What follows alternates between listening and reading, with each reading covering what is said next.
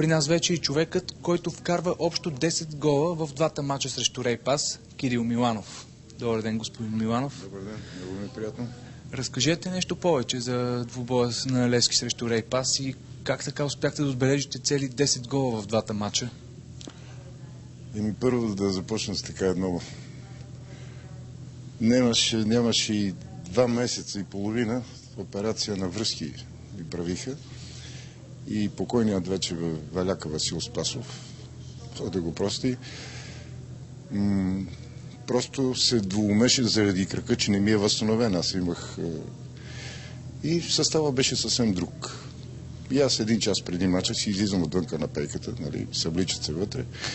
По едно време той отива, Валяка отива при Панов, при Ивков, а те без мене не можеха. Ако не излезам, аз нещо, краката им се подкосяват.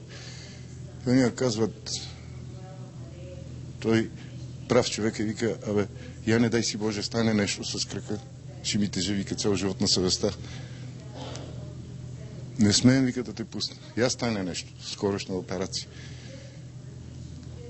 Допитва се той вече до Ивков, до Панов, там Стефан Стайков. Те казали, нищо да ни гледа, само да седи там да го виждаме, че той е на терена. Че той е на терена.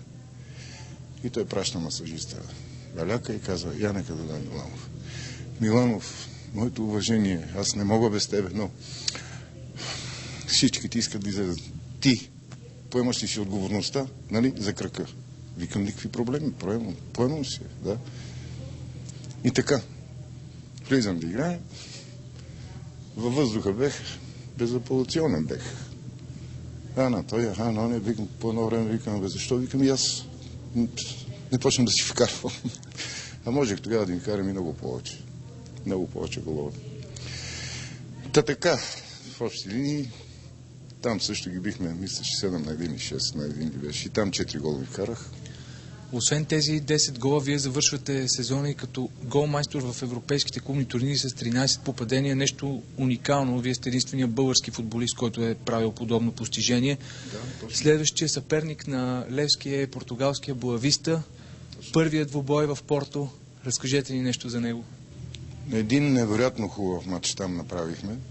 Особено първото по време и ги повеждаме с 1 на 0. Просто като че ли шанса, късмета беше, някакви елементарни грешки направихме нашите в защита и така се стигна до 3 на 1.